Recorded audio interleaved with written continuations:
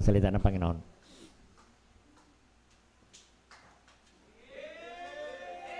Amen. Magandang gabi po sa bawat isa. Amen.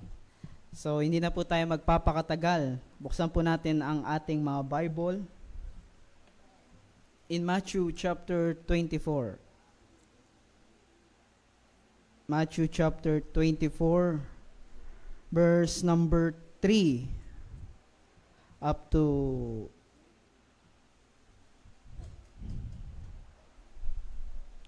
verse number, mahaba ito. Verse number 10. Okay, verse number 12 until verse number 12. So, gusto ko po na hindi na po tayo magkakaroon ng responsive reading, pero sabay-sabay po nating babasahin. Matthew chapter 24, verse number 3, chapter 24, verse 3 up to 12. Are you there? Amen? Amen. So, let's begin verse number 3. Ready now, read. As he sat upon the Mount of Olives, the disciples came unto him privately, saying, Tell us, when shall these things be, and what shall be the sign of thy coming, and of the end of the world? And Jesus answered and said unto them, Take heed that no man deceive you. For many shall come in my name, saying, I am Christ, and deceive many.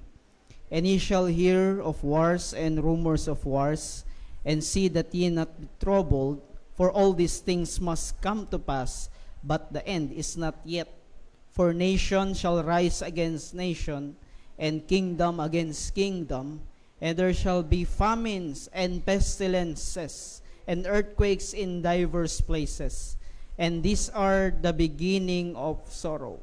Then shall they deliver you up to be afflicted, and shall kill you, and ye shall be hated of all nations for my name's sake. And then shall many be offended, and shall betray one another, and shall hate one another. And many false prophets shall rise, and shall deceive many. And because iniquity shall abound, the love of many shall wax cold. And hanggang ano pala tayo? 12, no? Verse number 12, hanggang 12 lang tayo. And dito po tayo sa 2 Timothy chapter 3, verse number 1. 2 Timothy chapter 3, verse number 1.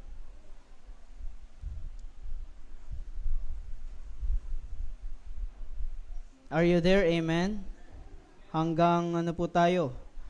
Verse number 5. Ready now, read. This know also that in the last days perilous times shall come, for men shall be lovers of their own selves, covetous, boasters, proud, blasphemers, disobedient to parents, unthankful, unholy, without natural affection, truce breakers, false accusers, incontinent, fierce, despisers of those that are good, traitors, heady, high-minded, lovers of pleasures more than lovers of God, having a form of godliness, but denying the power thereof, and such turn away. For of this sort are they which creep, houses, and lead captive silly women, laden with sins, led away with divers lusts. Last verse number 7, ready now, read. Ever learning and never able to come to the knowledge of the truth. So, the title of our message is, alam natin yung panahon ngayon, no? So, the end time prelude. The end time prelude. Tayo po muna ay manalangin, dakilang Diyos, makapangyarihan sa lahat. Pagpalain niyo po ang mensahe na aming matatanggap ngayong gabing ito. Ikaw po ang manguna, Panginoon, kung anong mga reminders mo sa mga Kristiyano, Panginoon. Bigyan niyo po kami ng tainga na handang makinig at puso na handang tumanggap ng iyong salita. Banal na Espiritu, itago niyo po ako sa inyong likuran. Hindi po ako makita, hindi po ang opinion ko, kundi ang wisdom po galing sa iyo, Panginoon. Patawarin niyo po ako sa aking nagagawang kasalanan. Ito po ang aming panalangin sa pangalan ni Jesus. Amen. So, ibig pong sabihin, the end time prelude. Kapag sinabi po nating prelude, ito is something that comes before, more important than event. Pag sinabi nating prelude, ito po ay humahalin tulad sa intro. No, bago kumanta ang isang manganganta, ay meron muna siyang tinatawag na intro. So, hindi pa yun yung pinakakanta, pero yun na yung hudyat para magsimula ang kanta. No? So, our topic, prelude, symbolizes the events and signs. Ito na yung pinaka-inaantay natin na mangyari. No? Nakita natin ang mga balita sa TV na puro gera, screams of war, confusions, immorality, rebellion against God.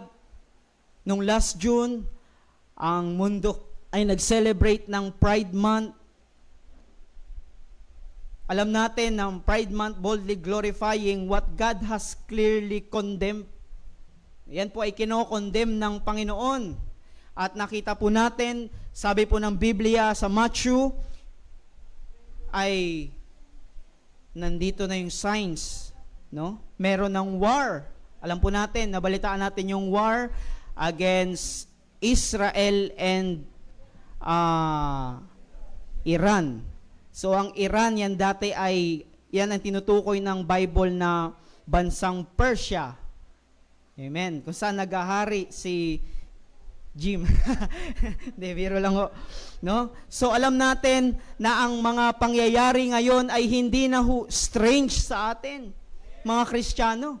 No, yung mga hindi Kristiyano, alalang-alala, no, ano kaya nangyari sa mundo natin? Sana magkaroon na tayo ng peace, sana magkaroon na tayo ng kapayapaan. Pero the Bible says it is the prelude. Ito palang ay paramdam sa mga tao. So, hindi na surprise sa ating mga Kristiyano ang mga nangyayari sa panahon ngayon. Nations against nation, there will be rumors of wars. No?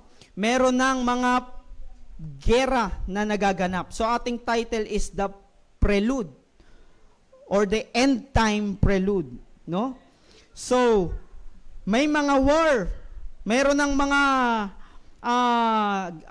aberya sa iba't ibang mga bansa. No, yan ay naka-prophesy sa Biblia.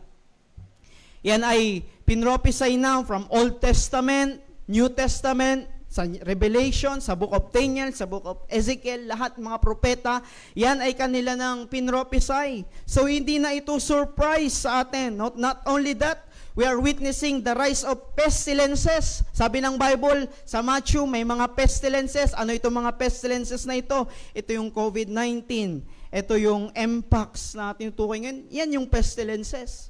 At yung ating mind ay kinokondisyon ng mundong ito sa pamamagitan ng ano, di ba? Tayo nagkaroon ng tawag dito, temperature check. Na ang dapat ang temperature mo ay 36. Kasi pag umabot ka ng 37, 38, hindi ka pwede makapasok sa mall. So yan ay prelude. Kumbaga, ikinukondisyon nila yung mind ng tao para sa susunod, pag nagkaroon na ng tatak ng 666, ay hindi na strange sa tao. At sabi ng Bible, ang 666 ay pwedeng itatak sa noo at pwedeng itatak dito sa kamay. Kasi yung iba, wala namang kamay. Hindi naman pwede mabuhay, walang ulo. Kaya, kung wala silang kamay, hindi sa ulo. At ganun din yung comparison ng pag-temperature check. Kung hindi sa noo, sa kamay. Kaya nga po, COVID-19, mpox, and other mysterious outbreak, at ito ay yumayanig sa gobyerno, yumayanig sa ekonomiya ng ating bansa. Pero itong mga bagay na ito ay prelude pa lamang. No? Ito yung mga senyales na ang Panginoon ay malapit nang dumating. Malapit nang dumating. Kaya mga kapatid, ano ang kailangan nating ma-realize? Nandyan na lahat. Kahapon, sabi ni President Donald Trump, ceasefire na, pero nag-atake na naman ang Israel at hindi pa natin sigurado kung ano pang mga susunod na events. No? At ang Israel ay humingi ng tulong sa Russia. Ang Iran pala. Ang Iran ay humingi na ng tulong kay Putin. Nagkabaliktad na. No? Kaya nga, mga kapatid, ito ay prelude. Alam nyo, sa mga news, hindi surprise sa atin itong bagay na ito, mga Kristiyano. Pero sa bagay na ito, nakakakilabot. Hindi lang yan, mga kapatid. We are now living in the generation of artificial intelligence. O kung tawagin natin ay AI. Sabi ng Bible in 2 Timothy chapter 3 verse 7, ever learning and never able to come to the knowledge of truth. Umi-increase na yung learning ng tao na kung saan kaya nang patakbuhin ng AI lahat ng sistema ng mundo. Artificial intelligence na hirap mo nang ma-identify ang truth at ang fake. Parehas lang ng kay Antichrist dahil maraming madadaya ni Antichrist. Maraming tao makakakita kay Antichrist na akala nila yun na si Christ pero yun pala ay hindi si Christ. Kaya nga po mga kapatid, number 1, we must be aware of the end times. Aware of the times. Aware of the times. Buksan po natin ang ating Bible sa Ephesians chapter 5.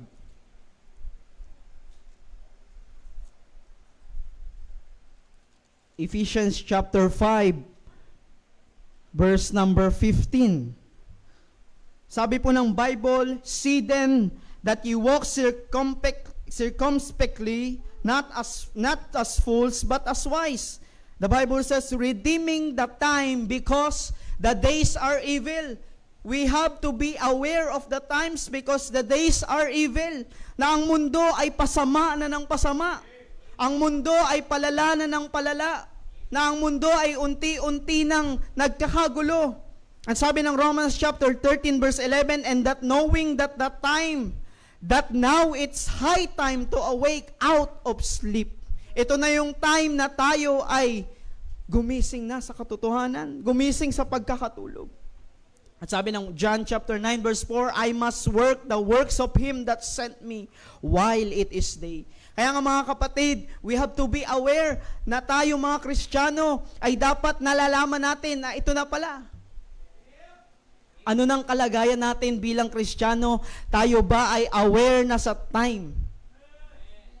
Aware ba tayo sa end time? Aware ba tayo sa sarili nating time na ang ating time ay binibigay na dapat natin sa Diyos?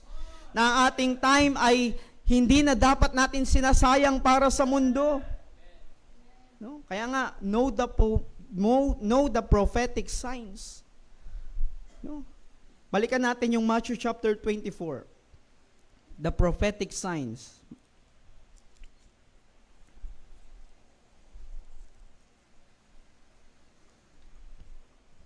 Nagtanong sila kay Jesus Christ. Tell us when these things be, and what shall be the sign of thy coming, and of the end of the world? And Jesus answered and said unto them, take heed that no man deceive you.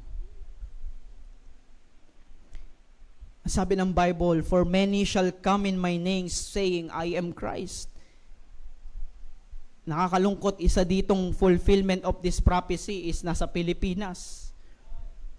Nasa Mindanao. Nasabi niya, siya ay appointed Son of God.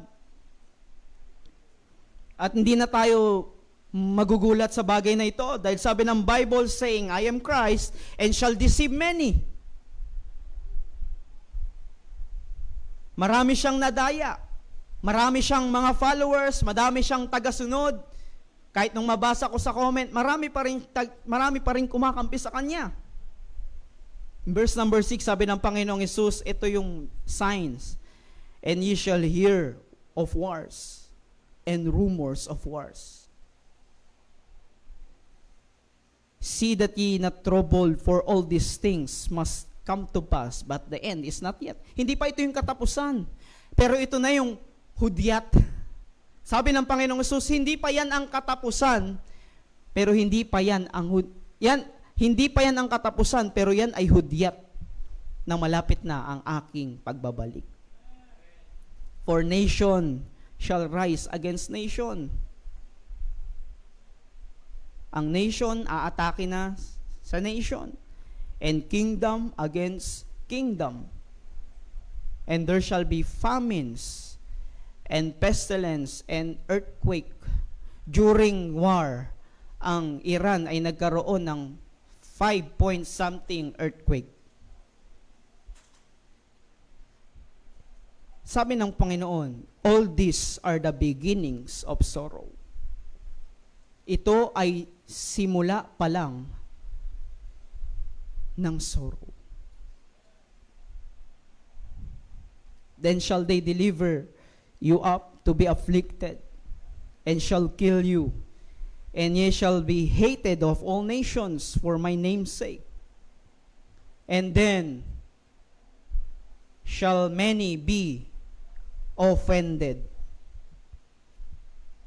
Maraming Kristiyano ang ma-offend. Offended sa preaching, offended sa kapatiran. Pag dumating na yung time na ito na yung sign na malapit nang dumating ang Panginoon, at nawa hindi tayo isa sa mga taong offended. And they shall betray one another.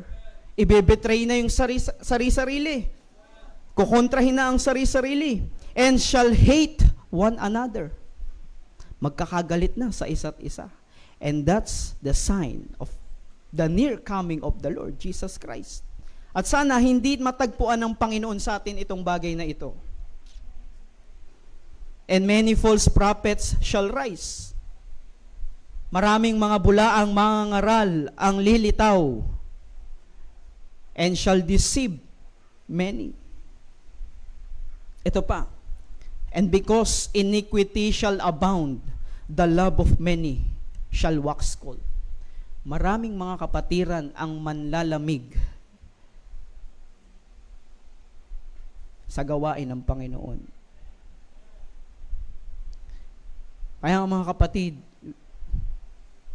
malapit na ang pagdating ng Panginoon. Isa pa sa kailangan siya sa atin ng isang tao ay kinakailangan niyang i-examine ang kanyang sarili kung siya ay ligtas.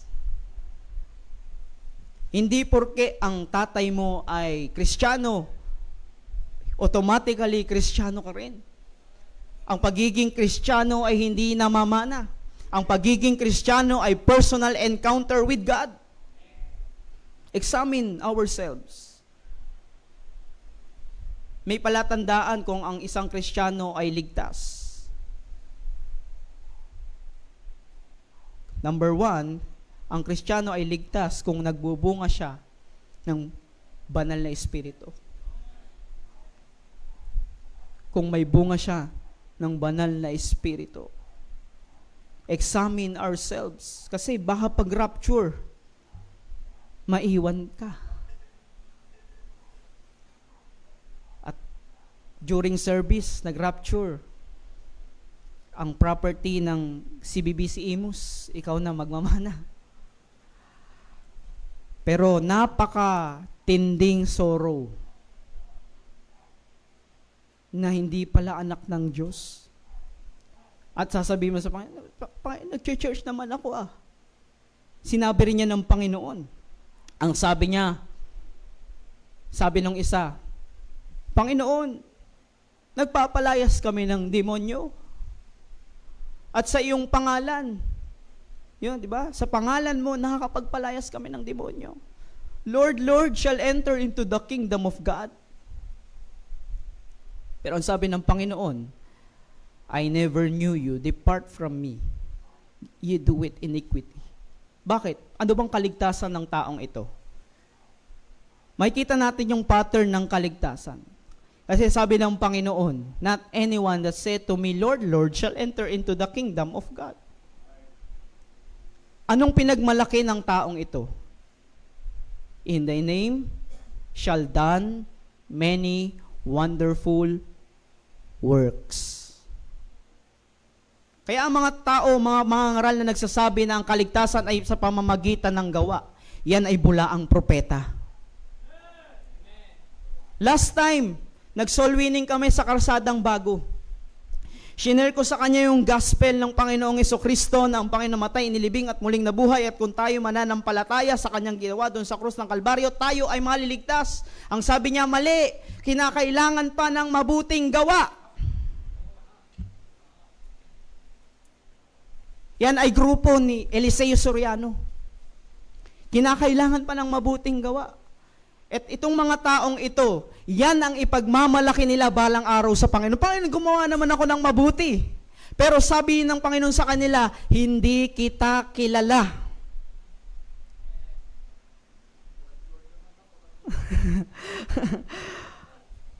Mga kaibigan, mga kapatid, we have to examine ourselves.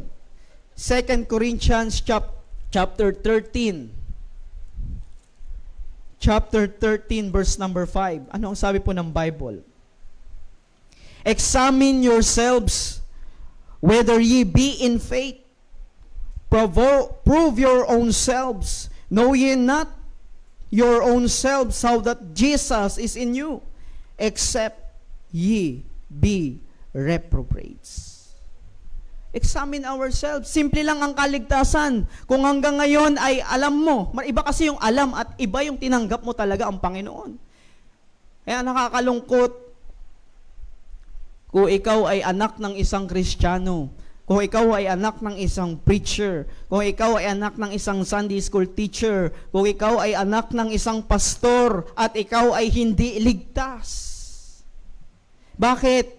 Alam lang nila by knowledge, but not by heart. Alam lang nila na pag tinanggap si Jesus Christ, sila ay maliligtas, pero hindi talaga nila tinanggap. Because alam nila by knowledge. Iba yung alam mo lang, at iba yung nanampalataya ka sa Panginoon. Simple lang ang maligtas. Panampalatayanan mo na yung ginawa ni Kristo doon sa krus ay sapat na para ikaw ay maligtas. Hindi mo kailanman iisipin na ikaw ay palasimba every Sunday kaya kaligtas. Hindi mo iisipin na ikaw ay masipag sa gawain ng Diyos kaya ikaw ay ligtas. Ikaw ay ligtas dahil ikaw ay nanampalataya sa Panginoong Jesucristo na siya'y namatay, inilibing at muling nabuhay. Yan ang kaligtasan. Yan maraming mga lumaki sa simbahan, na wala sa simbahan. Hindi natin sila pwedeng i-judge, hindi sila ligtas. Panginoon at sila ang nakakaalam. Pero ang kaligtasan ay merong bunga. Isa sa mga palatandaan ng isang Kristiyano ay ligtas kung siya ay nauuhaw ng salita ng Diyos. Pero kung walang pagkauhaw ng salita ng Diyos, question mark ang kaligtasan. Matagal na siyang wala sa gawain ng Diyos pero wala lang sa Kanya, question mark.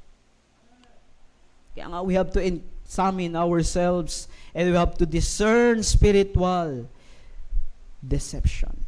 Yes, sabi sa 2 Timothy chapter 4 verse 3, for that time will come, then they will not endure sound doctrine. Darating ang oras, hindi na maririnig yung sound doctrine. The prelude. Mga kapatid, nandito na tayo sa prelude. We have to recognize the urgency of our. This is not the time to relax. This is not the time to backslide. Ngayon pa, nagigihera na Iran at Israel, ngayon mo pa mag-iisip, malumayo sa Panginoon. Na hindi natin alam, maraming kaluluwa pa ang naliligaw at marami pang dadalhin si Satanas sa impyerno. Pero ngayon mo pa may isip mag-backslide. Dahil lang ikaw ay na-offend, dahil lang ikaw ay may kasama lang, ngayon pa, kung kailan malapit na dumating ang Panginoon. This is not the time to hold grudge against our brethren. Hindi na to oras, kapatid. Hindi na to yung oras na kung kailan dito na tayo maglalaylo sa gawain ng Panginoon. Hindi na ito yung oras na ikaw ay manghihina na sa pagsosolwi ng pag-aakay ng kaluluwa. Hindi na ito yung oras na ikaw ay manghihina at wala. Kaya nga, totoo ang Biblia. Marami ang manlalamig sa pag-ibig ng Diyos sa mga huling araw. Pero nawa, hindi ikaw kasama sa mga nanlalamig. Malamig ang panahon. Hindi natin kailangan sabayan ang panahon.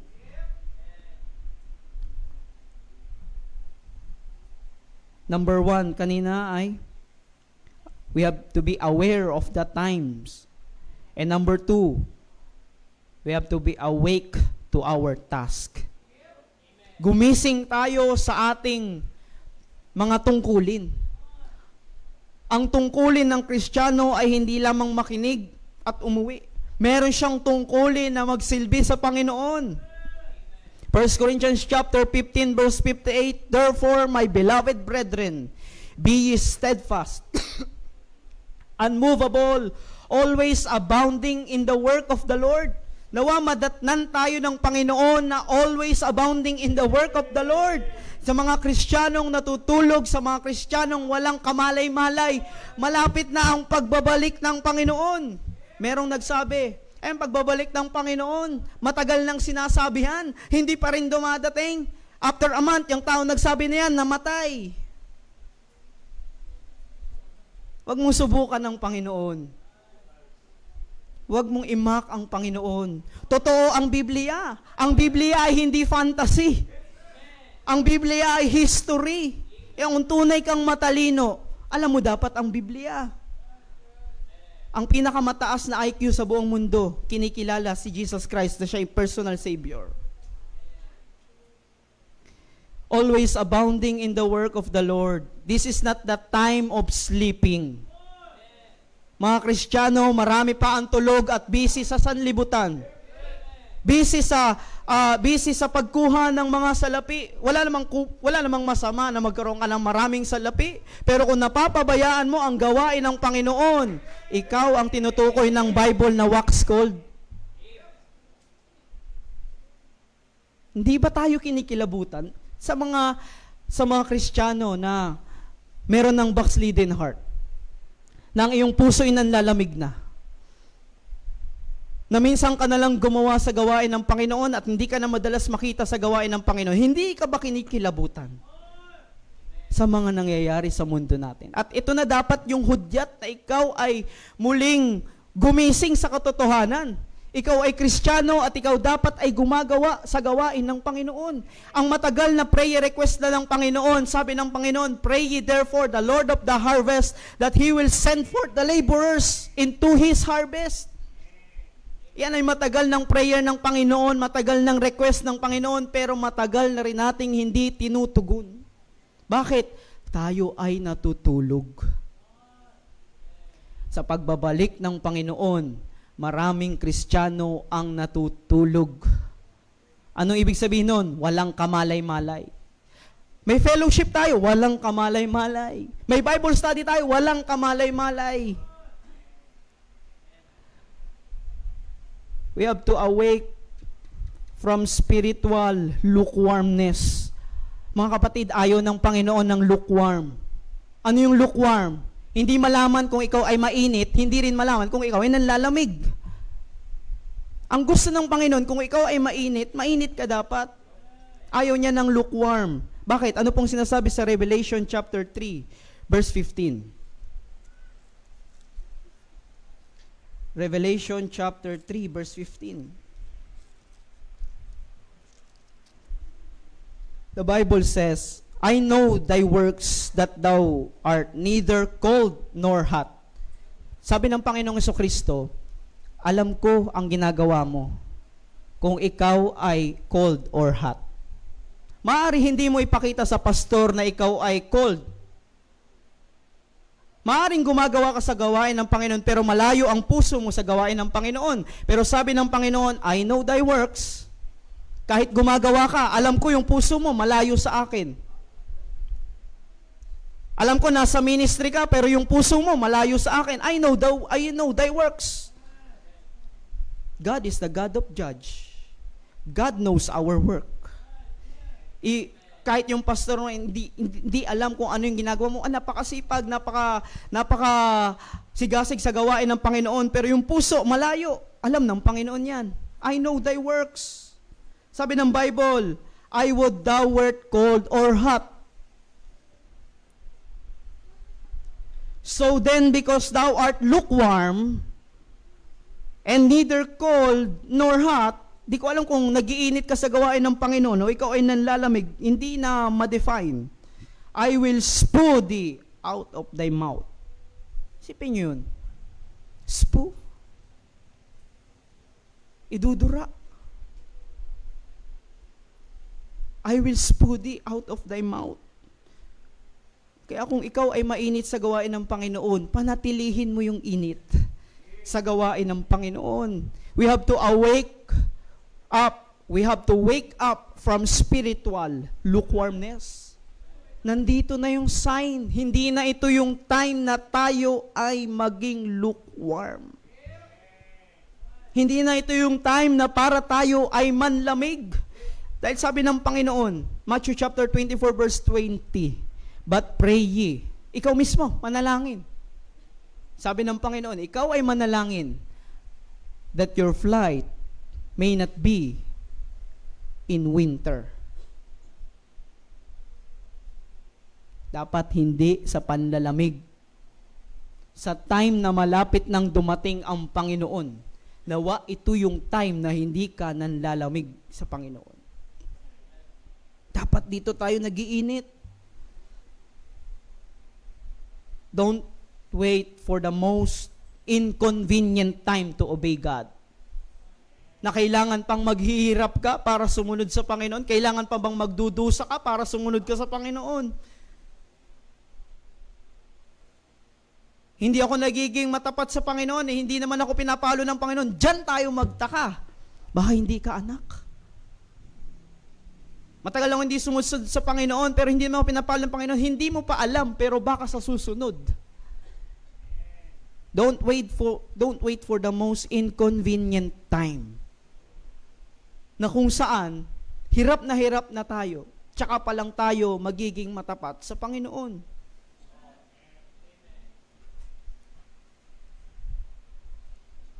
Be watchful in prayer. Bakit sabi ng Bible in Mark chapter 13 verse 33, take ye heed, watch and pray, for ye know not when the time is. Ito dapat yung time na ang Kristiyano ay nasa prayer meeting. Bakit? Watch and pray, for ye know not when the time is. Maraming mga Kristiyano nakakalimot na sa Panginoon. Number 1, sa panalangin. Pag mayroon nagpe-prayer request, sasabihin, I am praying for you, pero hindi naman talaga pinag-pray. At nag-reply, salamat sis, salamat brad, answered prayer na, amen. Pero binasa lang, ay ano pala, mag-ano pala siya, no? Tapos si-replyan ko nga, say I'm praying for you, pero hindi mo talaga pinag-pray. Ba't ko alam yan? Dahil dati, ganyan ginagawa ko. Dati. Pero binago ko, sabi ko, oras na babasa ko yung yung please pray. That moment pa lang, pagpipray na. Bago ko sabihin, prayed for it. But, simple naman mag-pray pero minsan sa simpleng bagay, dyan ang Kristiyano nakakalimot. Napagising sa umaga, late na ako, toothbrush na, ligo na, tapos. At uuwi ng bahay, pagod na pagod, diretso tulog. Hindi mo lang kinausap ang Diyos. At parang naging routine na lang yung pagsisimba. Ay, Sunday ngayon, bihis na, ligo, tapos church, kinig, tapos na, uwi na. Wala na yung prayer life, wala na yung devotion. Kaya nga, yung mga young people, ini-encourage natin magkaroon ng devotion. Hindi dahil compliance yan. Compliance kasi ng simbahan, grabe ng higpit sa church. Grabe yung people namin, may checking pa ng devotion. Di naman pwede ko, personal naman yan eh. O, di ba? Ganyan yung mga nasa isip. Personal naman na ano natin sa Panginoon yan eh. Pero bakit? Sinasanay natin para someday hindi mo lang magiging routine. Magiging character mo na yung devotion. Be watchful. We have to awake. Gumising na tayo sa katotohanan. Ay, wala yan. Gulo-gulo lang ang mga ano yan. Hindi lang sila nagkasundo, mga bansa. Pero that time, meron talagang hidwaan among Israel and Islams. At kilala natin si Abraham na ang kanyang anak na si Isaac. Si Isaac ay anak niya kay Sarah. At si Ismael ay anak niya kay Hagar. At si Hagar, ang anak niya si Ismael, at nagselos itong si Sarah, pinalayas niya si Hagar. At yung pagpapalayas niya kay Hagar, yan na yung bansang Iran. At si Israel, ito na si Isaac, ang anak ni Isaac ay Jacob. Ibig sabihin Jacob, Israel. Kaya sa history, andito yung katotohanan sa Biblia. Marami nagsasabi, fantasy lang yung Bible. Hindi totoo yun. Patunayan mong fantasy ang Bible at papatunayan ko sa yung totoo yan. Eh, hindi ko man mapatunayan sa ngayon, papatunayan sa iyo ng Diyos na totoo yan. Maraming tao hindi naniniwala sa Diyos. At maraming tao naniniwala sa Diyos pero namumuhay na parang walang Diyos. Kaya nga, we have to be faithful to God. Hindi dapat tayo madatnan ng Panginoon na tayo yung nanghihinang Kristiyano. Hindi dapat tayo yung Kristiyano na hindi aware sa time. Hindi aware na ito pala mga nangyayaring ito ay hudyat na malapit ng pagbabalik ng Panginoon.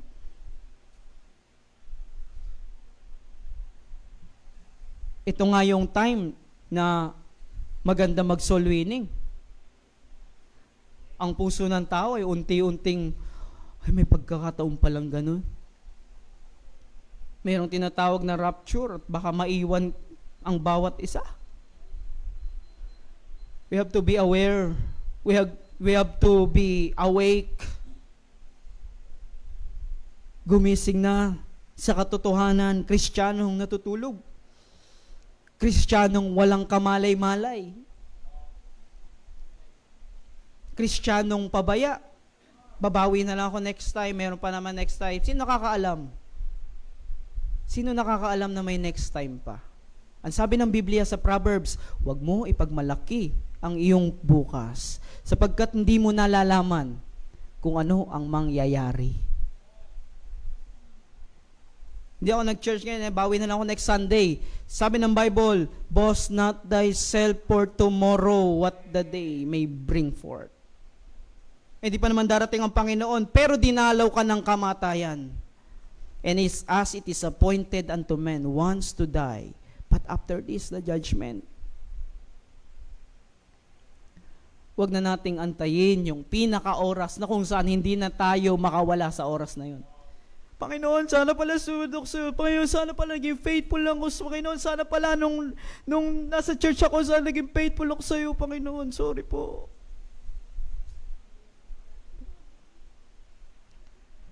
Yung mga bagay na nakakalungkot sa Kristiyano, kung saan ang Kristiyano ay makaka-realize kung kailan huli na ang lahat. Gusto niya na maging mainit ulit, pero wala nang pagkakataon. Kaya kung malalaman natin, mayroong pag-iyak pagdating sa langit. Bakit? May pupunasan ang Panginoon eh. Maraming marirealize ang Kristiyano pagdating niya sa langit. Na dumating na pala yung oras, pero wala pala siyang nagawa sa gawain ng Panginoon.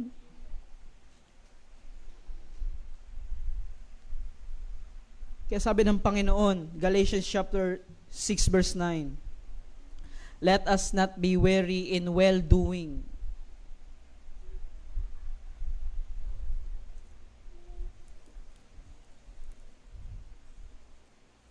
Saan po natin ang Biblia? Galatians chapter 6 verse 9.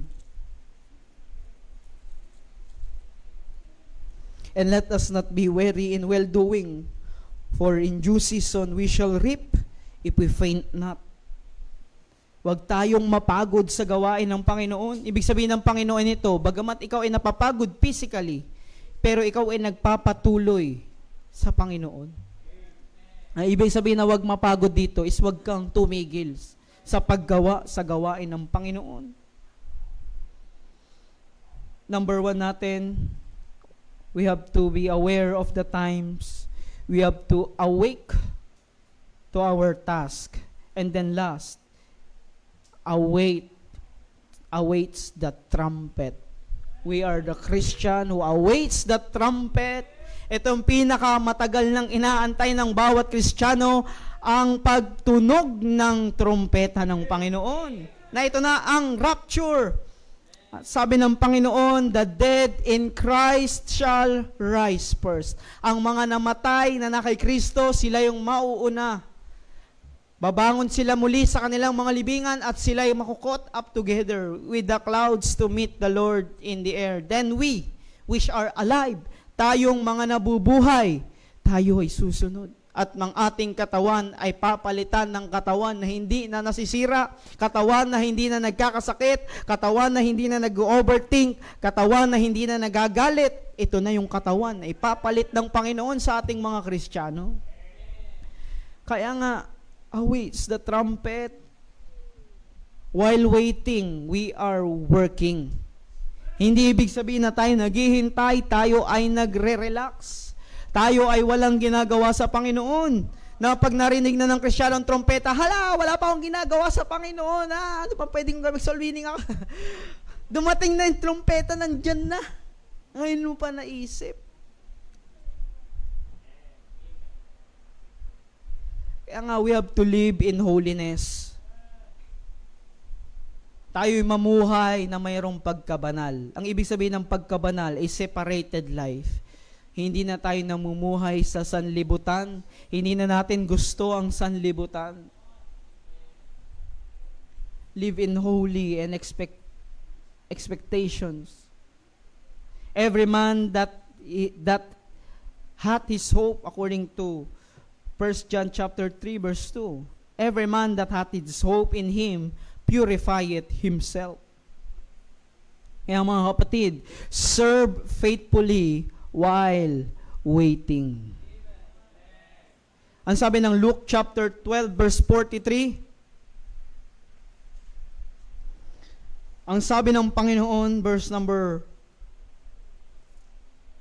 simulan sa verse number 42, and the Lord said, who then is that faithful and wise steward, who is Lord shall make ruler over his household to give them their portion of meat in due season. In verse number 43 says, blessed is that servant whom his Lord, when he cometh, shall find so doing. Pinagpala ang isang servant ng Panginoon na sa kanyang pagbabalik, ikaw yung Kristiyanong maraming ginagawa sa Panginoon. Ikaw ay pinagpala. Blessed is that servant whom his Lord, when he cometh, shall find so doing. Ikaw yung Kristiyanong naghahanap ng gawain para sa Panginoon. Ano pang pwede kong magawa para sa gawain ng Panginoon? Tandaan natin mga kapatid, hindi natin kayang suklian ang anumang ginawa ng Panginoon. Pero sa pagpapakita na mahal natin ang Panginoon, kinakailangan nating gumawa para sa Kanya. Being ready doesn't mean you are hiding and you are waiting and not doing. Hindi yan ang ibig sabihin ng waiting. Hindi yung waiting na ang tagal naman, tagal ng paghihintay ko dito. Ang waiting na tinutukoy ng Panginoon is yung ikaw ay may ginagawa. You are living in holiness, walking in obedience, and in faith to God. Tandaan po natin, ang pagbabalik ng Panginoon ay hindi fantasy. Ito ay katotohanan. Sobrang news na yung ating naririnig. Darating yung time na magagantihan na yung mga bansa na yan. Ayan na yung mga war na yan. Maghahanap na yan ng rest back. Ayaw kaming tigilan ng bansa na to, pengin ng rest back. Hanggang sa magka-gera-gera na ang buong mundo. At ang Kristiyano'y nandun sa kanyang higaan. At nag-aantay sa kawalan. Ay, gigera na pala. Grabe yung gera sa Iran at Israel, no? Grabe pala. Pero Sunday, nandito ka. Wednesday prayer meeting, nandito ka. You are not aware. Aware ka sa news, pero hindi ka aware sa spiritual na buhay. The signs now are so loud. Walang makapagsasabi kung kailan ang pagbabalik ng Panginoon. Hindi natin masasabi ang eksakto. Pero may binigay siyang palatandaan. Sa mga huling araw, ang tubig ng Euphrates ay matutuyo. As in dried. Pero ngayon, unti-unti, naglo-lower yung tubig ng Euphrates. At nagkakaroon ng bitak-bitak sa lupa ng Euphrates. Binansagan ang Euphrates na largest river. Pero sabi ng Panginoon sa propesiya, sa Isaiah, sabi niya, someday magkakaroon ng tagtuyot sa Euphrates. I think 2022, unti-unti. Pero pa rin, nandun pa rin, hindi pa naman siya dried eh. Pero nagkakabitak-bitak at bawas na yung tubig. At sabi ng Biblia sa propesiya na ang mga disyerto ay magkakaroon ng tubig. Ngayon nagugulat sila, ang disyerto na tumutubong bulaklak. Ibig sabihin, meron tubig. Meron silang tinatawag na strange waters. I-search nyo sa internet yung strange waters in the desert na hindi nila alam saan nanggagaling yung tubig. Sana aware ang mga Kristiyano sa mga ganyang pangyayari. Wala pa tayo sa Great Tribulation, mga kapatid. Dahil mangyayari lang yan, wala na tayo dito. Tayo muna ay magra-rapture. Praise the Lord. Sama-sama tayo magra-rapture. I hope pag-rapture at during service, wala saan ang matitira dito, kundi pusa lang. Nawa, lahat tayo nandun sa rapture.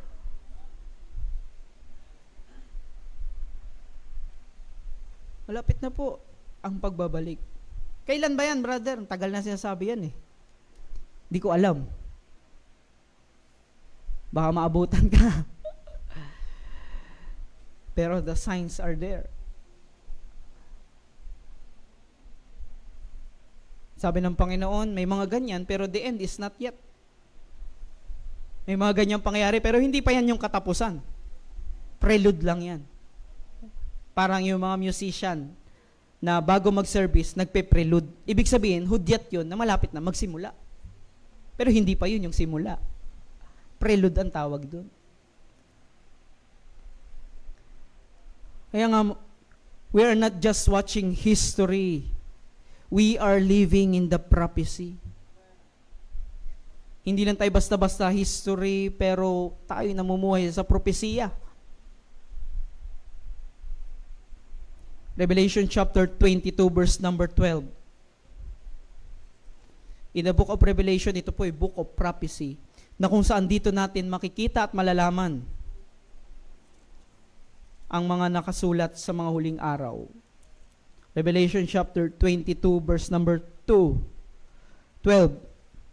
Ang sabi ng Biblia, and behold, I come quickly, and my reward is with me, to everyone, or to every man, according as his work shall be. To give every man according as his work shall be. Nandun na yung reward sa Panginoon. Tatanggapin na lang yan ng Kristiyano pagdating ng araw. Kaya yung labor natin sa Panginoon, sa panahon ngayon, hindi yan sayang. Yan ay investment. Nag-aakay tayo ng kaluluwa, hindi yan sayang. Investment yan.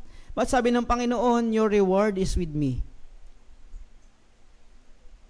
Kung kailan malapit na dumating ang Panginoon, hindi naging faithful, mawawala yung reward.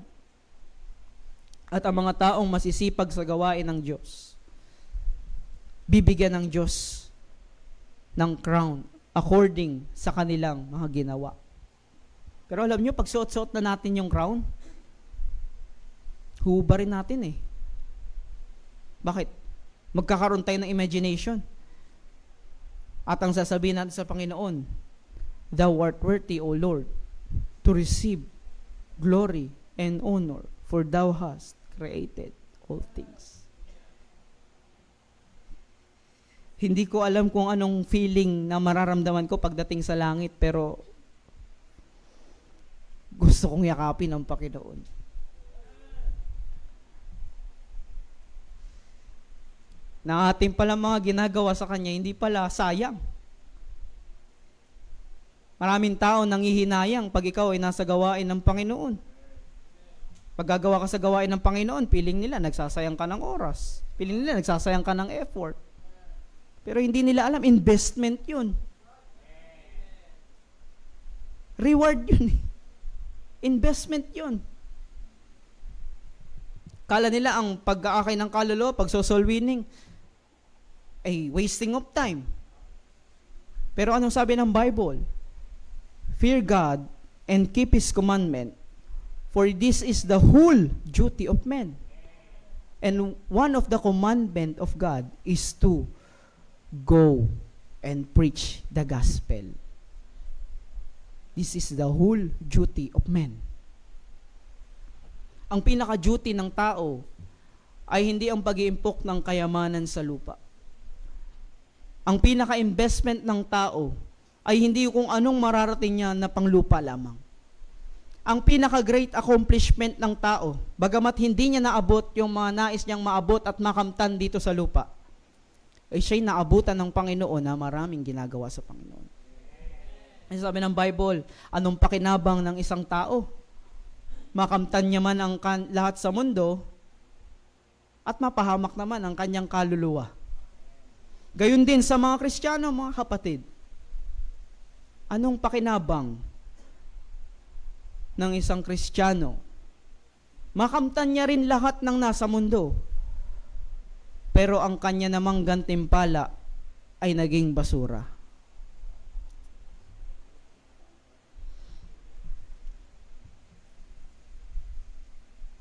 This time is the time of realization.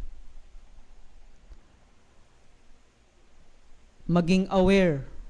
Be aware of the times. Be awake to our task.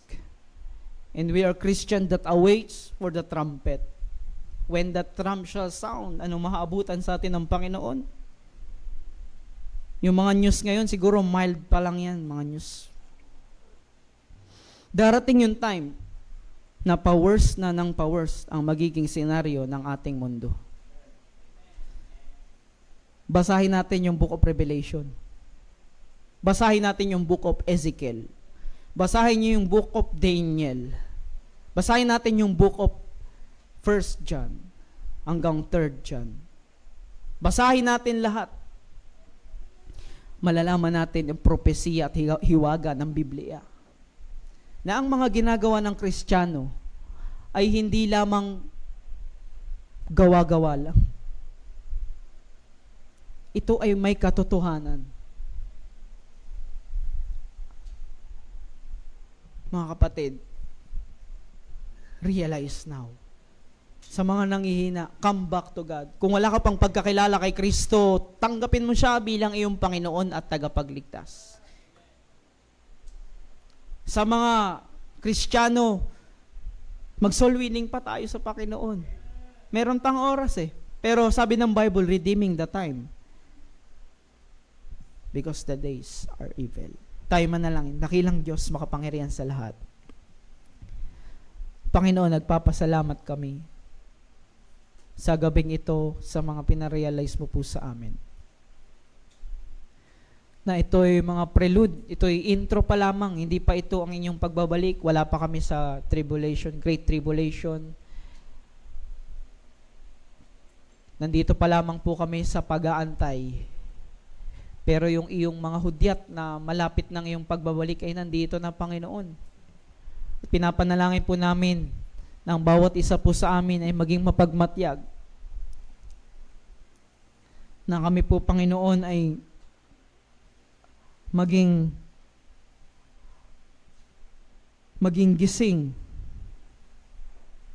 maging aware for the time, maging awake to our task, and we are Christians that awaits for the trumpet. Kayo po ang tumulong sa bawat Kristiyanong nanghihina. Ano mang kanilang mga problema, nawa Panginiling po namin pagtulong at ganun din ang kanilang pagbabalik sa iyo. Patawarin po kami sa aming mga kasalanan sa pangalan ni Jesus. Amen.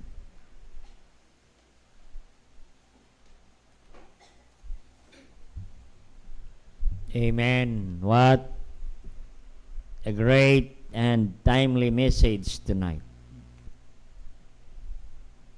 The end time prelude. Prelude pa lang tayo, kapatid.